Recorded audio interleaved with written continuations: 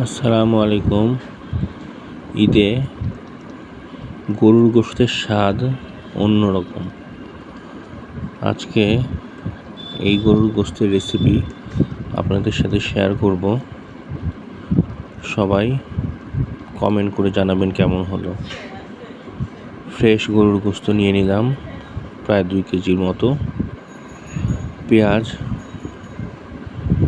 1 বাটি দিছি, পেঁয়াজটা লাগে।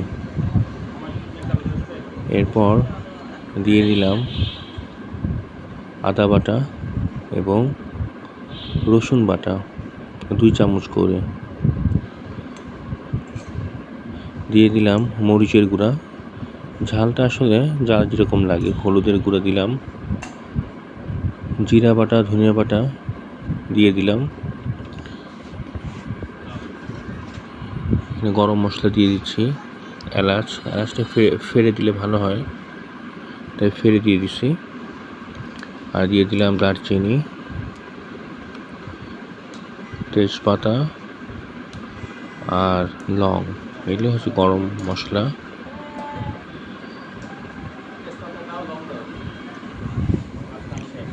আমাদের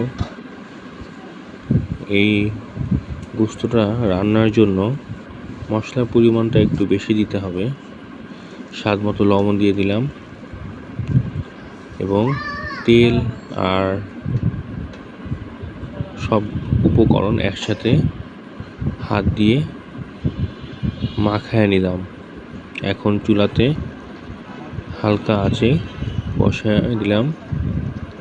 প্রায় 1 ঘন্টার মতো এটা নিভু জালে সিদ্ধ হতে থাকলো। আলু দিয়ে দিলাম। আমার গোশতে আলু খুব ভালো লাগে, সেজন্য আমি গোশতে আলুটা খেতে পছন্দ করি। এখন এইটা প্রায় 1 ঘন্টার মতো নিভু আঁচে হতে থাকবে। ধন্যবাদ সবাইকে।